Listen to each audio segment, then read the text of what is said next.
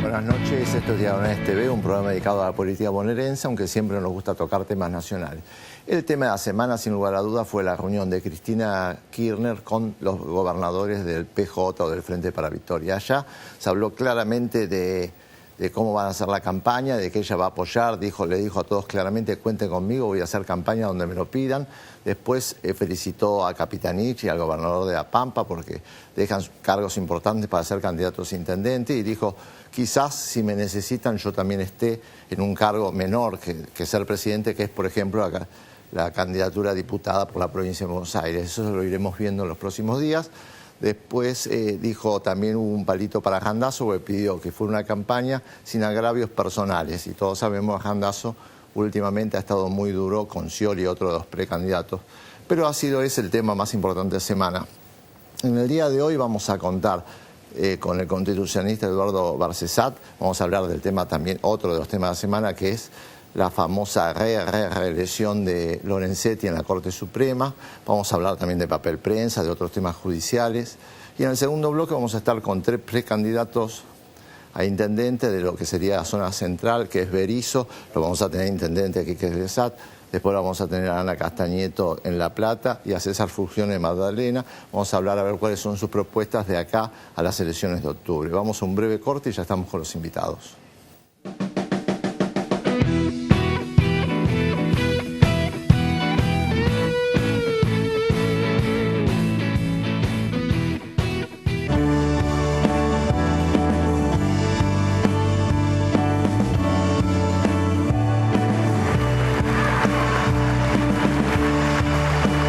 Buenos Aires, Gobernación Daniel Scioli.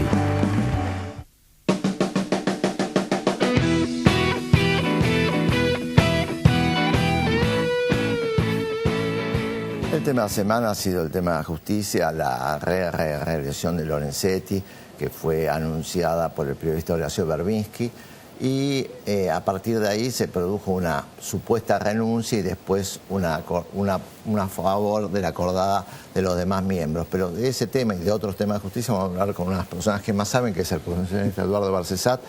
La primera pregunta, ¿cómo vio todo esto de Lorenzetti en esta semana, no? Bueno, yo creo que hay una profunda crisis en la Corte Suprema de Justicia de la Nación y esto es lamentable porque en general este tribunal había logrado un prestigio y un reconocimiento en la opinión pública y en la opinión, digamos, particular de los que somos operadores del derecho, ¿no? Pero lamentablemente, y a raíz de una sucesión de hechos que voy a eslabonar, creo que se ha producido una situación de deterioro institucional y pérdida de credibilidad muy grave. Pienso que el primer tema fue cuando el doctor Fait, tras la reforma constitucional del año 94, que sensatamente había puesto un límite de 75 años para el ejercicio del cargo en los magistrados, aceptando la posibilidad de una renovación por 5 años sucesivos con un nuevo acuerdo del Senado. Era una regulación, diría yo, perfecta, lógica, porque no se puede pretender que se cubran cargos vitalicios hasta el último instante de vida, ¿no? No es esa la interpretación razonable. Bueno, el doctor Fait, en lugar de acogerse, que podría haberlo hecho magníficamente porque gozaba de un consenso y ha gozado, y goza de un consenso enorme como jurista, opta por plantear la inconstitucionalidad de un tramo de la Constitución Nacional. Con ello, y la complicidad siempre de la familia judicial, fallo favorable de primera instancia, de Cámara, una corte con jueces, genera un precedente que no tiene ningún antecedente ni en el derecho argentino ni en el derecho comparado, y es que se declare por un tribunal la inconstitucionalidad de un tramo de la Constitución Nacional. Está bien que, como se dice, que los fallos son para el caso y no para norma general, pero genera una situación de anomia. Si ahora no sabemos bien si el artículo 99, inciso cuarto de la Constitución, que es el que establece este límite. Zaffaroni a los 75 renunció. Zaffaroni, que fue convencional constituyente, integrábamos la misma bancada del ex Frente Grande. Por supuesto, él acató la decisión y podría haber pedido y la habría obtenido, entiendo, el acuerdo y la renovación, pero prefirió respetar los límites de la Constitución. Aclaro que en actividades similares a la justicia, como puede ser la vida académica, en la Universidad de Buenos Aires era hasta los 65 años, después se elevó a 70 años, puede proseguirse también como profesor emérito o profesor consulto por un periodo determinado renovable. Bueno, esto me parece que es lo lógico, lo que debe operar. Se generó un precedente tremendo que luego lo inicia también el doctor Petraggi con otros fundamentos, pero no llega a obtener sentencia porque fallece previamente a que se dicte la sentencia. Pero esto muestra, a mi modo de ver, una suerte de narcisismo en los ministros de la Corte, en el sentido de que están por sobre la Constitución, ¿no? Y esto no es saludable, no es un buen mensaje hace a la sociedad. Lorenzetti dijo como que ellos estaban para controlar los gobiernos, a los ejecutivos, algo extraño, porque habitualmente es el pueblo a través del voto que controla los gobiernos, ¿no? Hay dos afirmaciones del doctor Lorenzetti asaz desafortunadas. La primera es decir que los jueces no gobiernan. Bueno, los jueces son parte del Poder Judicial, que es uno de los tres poderes que conforma el gobierno federal. Nadie diría esto en un examen de derecho constitucional, lo anticipo, ¿no? Porque no sería precisamente favorable el resultado. Es cierto que tienen que actuar dentro del marco, y esto es lo que hay que destacar, de sus incumbencias arregladas, pero gobiernan. Yo recuerdo que el doctor Petraggi hace muchos años había hecho una frase muy acertada, muy irónica. Decía que el juez que ignorara que hacía política es como un cangrejo que ignorase hacer crustáceo, ¿no? Bueno, entonces los jueces hacen política desde, repito, sus facultades constitucionales. Bueno, la otra frase desafortunada es esta de que están para ponerle límite a los otros poderes. No, lo que dice la Constitución es que los jueces controlan la validez de los actos jurídicos de particulares, de empresas y de los poderes, incluyendo el propio Poder Judicial, porque por doctrina de arbitrariedad de sentencia revisan los pronunciamientos de los superiores tribunales, las respectivas cámaras y interior del país. Entonces, esto es lo que hace la Corte, y no hay por qué transmitirle a la sociedad una imagen distorsionada de que no gobiernan y que controlan o le ponen límite a los otros poderes. Eduardo, ¿y esto de esta semana de que él renuncia mandándole una carta a un periodista, en este caso fue Horacio Rodríguez, es poco serio, ¿no? Bueno, yo diría que todo comienza todavía menos serio cuando se hace un acuerdo con una antelación de 8 a 9 meses, porque normalmente la designación de autoridades para el siguiente periodo, que son por 3 años cada designación, se hace en la última acordada del mes de diciembre del año en curso. Este caso hubiera sido diciembre corriente año para a partir de enero del 2016 tener nuevas autoridades. ¿Por qué esta anticipación? ¿Qué generable? No hay ninguna razón. Pero además, por la situación particular del doctor Feit, natural por la edad, y nadie lo ataca, yo soy amigo personal de él, nos tuteamos de hace 40 años, nos peleamos, por supuesto, doctrinariamente estamos en veredas opuestas, pero siempre hay un respeto intelectual, y por eso digo, no, de ninguna manera al hablar de la discapacidad sobreviniente por edad estoy atacando al doctor Feit, y creo que hay que tener en esto bastante comprensión. Pero evidentemente a los 97 años es muy difícil poder cumplir con una tarea donde estamos hablando de una Corte Suprema que recibe por año promedio de 12 a 14 mil casos, ¿no? Ya tiene una vacancia por la renuncia del doctor Zaffaroni, son 4. Está la situación de impedimento del doctor Feit. Bueno, estamos hablando de... que va poco, y es comprensible, tiene 97 años, va poco, le llevan los secretarios. Antes iba solamente a los acuerdos, según el Vox Populi en tribunales, que eran los días martes, ahora tampoco va a los acuerdos, le llevan a firmar, pero hacer una elección en la que él aparece votando, que es esta acordada que está cuestionada, y donde aparece proponiendo junto con Maqueda a la doctora Hayton de Nolasco para ocupar la vicepresidencia, es como uno diría, too much, ¿no? Se fue de mambo la cosa. Y esto ha tomado estado, está reconocido, la propia esposa del doctor Feit dice, no, la acordada la firmó en casa, ¿no? No voy a entrar a hacer un examen grafológico porque no es mi especialidad, pero evidentemente la firma de Feit ha ido perdiendo la galanura de trazo que tenía históricamente. Pero después de esto, Bueno, viene la situación extraña, ¿no? Cuando esto se hace público, el doctor Lorenzetti anuncia que tiene fatiga o cansancio moral, que va a renunciar a la nueva nominación, así que se quedaría en la presidencia hasta fin de año, y le comunica por misiva a un periodista, cuando uno renuncia ante el órgano que integra, no renuncia a un periodista. Esto es una, digamos... poco serio. Poco serio, no se corresponde con la jerarquía del cargo, etcétera, muy mal. Pero para agravarlo todavía, viene que luego una comunicación de la página web de la Corte hace saber que se mantiene vigente lo resuelto en la acordada del año 2015, 21 de abril, la acordada cuestionada. Bueno, acá se abren dos escenarios, ¿no? Quiero ser bastante claro en esto. El primero de ellos es, si hay una falsedad ideológica de instrumento público, la acordada es un instrumento público, esto apareja responsabilidades civiles y penales. Civiles porque es un elemento de nulidad absoluta, no puede subsanarse porque no es cuestión de que vengan a hacer una nueva reunión ratificando, no, ya se produjo el desborde, lo único que corresponde es declarar la nulidad. Y hay una responsabilidad penal, porque la falsedad ideológica de instrumento público es una figura típica penal, y emplear o hacer uso del instrumento falso, también que vendría a ser este comunicado que dice, no, está todo perfecto, sigue adelante la acordada. Esto tiene, vuelvo a decir, su escenario judicial, pero tiene también su escenario en la Comisión de Juicio Político de la Honorable Cámara de Diputados de la Nación. Sí, que lo va a investigar. Porque esto es o mal desempeño o comisión de delito, o ambas cosas, ¿no? Entonces, tiene que abrirse una investigación necesariamente, porque creo que la salud institucional está por sobre cualquiera de estos episodios de aprecio, de respeto personal, de respeto logrado por estos ministros de la Corte en su desempeño.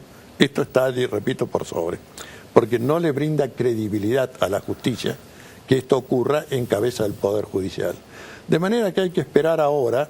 Yo presumo que algún fiscal de la Nación llevará esto por... sabemos que es irritativo todo lo que sea atacar la Corte Suprema, ¿no? Como se dice. Yo creo que es defender las instituciones, que es otra cosa. Pero lo puede hacer cualquier ciudadano también, promover el pedido de investigación judicial. Y la Cámara de Diputados, tengo entendido, está ya funcionando en esto, la Comisión de Juicio Político. Eduardo, usted como constitucionalista, así brevemente, porque quería tocar otros temas vinculados a papelizar. La Corte está bien con 5 miembros, tendría que tener 7, tendría que tener 9. ¿Qué es lo que se usa? Bueno, teniendo en cuenta la dimensión de los casos que llegan y las tareas que cumple la Corte, yo creo que la propuesta del doctor Zaffaroni es acertada, ¿no? Además es un hombre que ha vivido esto desde dentro del tribunal y es un académico, diría, impar en América Latina y en Europa, ¿no? Es uno de esos privilegios que tiene la nación argentina. Entonces, una Corte, como dice él, de 19 miembros, dividida en salas por área temática, donde una de las salas tenga a su cargo el control de constitucionalidad y de convencionalidad, es decir, de los tratados internacionales de derechos humanos, para que ella se expida cuando haya un planteo de inconstitucionalidad de una ley o un decreto. Esto sería muy valioso porque si no, estamos en una situación que por forum shopping, cuando hay alguna ley que toca algún interés económico, se despatarra por todo el territorio de la nación una serie de amparos, de entidades, algunas dudosas, otras conocidas, para plantear una medida cautelar. La medida cautelar suspende sin término. En definitiva, crea una situación de inseguridad jurídica. Ya los argentinos tuvimos la experiencia con la ley de medios, años y años. Entonces, esta concentración en una sala, en general en los países hay un tribunal constitucional que es independiente de la Corte, pero eso requiere una reforma constitucional. Mientras que ampliar el número de miembros de la Corte, que se hace por ley de la Nación, y la división en sala, que también se puede hacer por ley de la Nación, es una salida inmediata, posible y yo diría altamente deseable en el estado de situación. Porque decir que 3 o 3,5 personas resuelven 14.000 casos es mentirle a la sociedad. Lo que hacen es delegar en funcionarios que serán competentes, capaces, no pongo en duda esto, pero no son los que han sido nombrados como integrante de la cabeza del Poder Judicial. Eduardo, usted es una de las personas que más conocen sobre el caso Papel Prensa. ¿Cómo está ahora la causa? El fiscal había pedido indagar a Mañeto, a los Mitre. Bueno, ¿cómo está hoy en día? Bueno, el juez Ercolini rechazó el pedido que hizo el fiscal, lo rechazó, que diría con fundamentos muy breves, de una manera así dogmática, no, yo decido cuándo, todavía falta prueba por producir.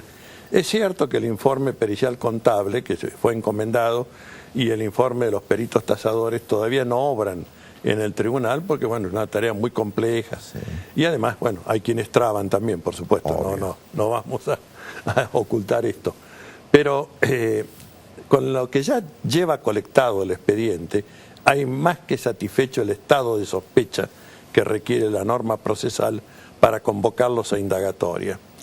Bueno, como dije, el juez rechaza, entonces el fiscal apela, le rechazan la apelación, pero yendo en queja a la Cámara, que es el Tribunal Superior, la Cámara abre y fija para el día 21 de mayo la producción del informe o de la presentación del memorial escrito para impugnar la decisión del doctor Ercolini. Yo voy a dar una sola semblanza para decir por qué era razonable la citación indagatoria. Más allá de la forma truculenta en que operó la supuesta venta, sí, porque con más terror, recordan en plena dictadura, es una obra maestra del terror, con amenazas que además después se cumplieron. Y respecto de Llanover, que es aquí en Patrocinio, diría que a la inversa, le prometen que no lo van a detener si firma el convenio de venta, que ya le hacían firmar a la señora Papaleo en otra sala. Y él toma la palabra de quien le dice esto, y días después es detenido, está, bueno, un año sujeto a disposición del Poder Ejecutivo ante un tribunal militar, etcétera, etcétera. Bueno, una situación realmente de una brutalidad y de una obscenidad, porque es un acto de rapiña económica, ¿no? Pero ahora yendo al tema del valor de la empresa. La empresa se genera con un presupuesto originario, se aprueba en el año 72, de 62,5 millones de dólares estadounidenses. Presupuesto originario, como todos sabemos, siempre que se hace una planta fabril, el presupuesto nunca va para abajo, va para arriba. Ahora, supongamos que sean 62,5 millones, de los cuales el 20% lo tenían que integrar las empresas de diarios, es decir, las empresas comunicacionales de prensa escrita. Ya ahí estamos hablando de unos 13 millones de dólares. Nunca lo integraron. El capital fue suscripto por el Grupo Greiber e integrado por el Grupo Greiber, y la parte del Estado, el Estado. Compran, entre comillas, compran por menos de 8 millones de dólares. Es decir, ni siquiera lo que iban a suscribir originariamente, que era por un 20%, se llevan el 100% de la parte privada, Con esto solo, ya hay, me parece, suficiente prueba, evidencia, como para el estado de sospecha, para citar indagatoria a los autores responsables de este desfalco a la propiedad. Bueno, el juez considera que no, la Cámara va a revisar esto, y yo creo que el mejor criterio de la Cámara podrá disponer efectivamente que sean convocados a indagatoria, porque el estado de sospecha que requiere la norma procesal está sobradamente reunido, ¿no? Me queda un minutito, pero usted está patrocinando al juez Carlos Rosanqui, que ha denunciado últimamente amenazas a él, a su familia. ¿Cómo está? Es terrible. Hay que recordar, Rosanqui ha sido el juez que llevó los casos más importantes contra Camps y todo eso en La Plata. Bueno, ¿no? la situación es tremenda porque no solamente él y su familia, con hechos materiales de agresión, además, el auto de Rosanqui o el que lo traslada, la caseta de gendarmería que está en la esquina de la casa donde vive Rosanqui, que fue atacada y destruida.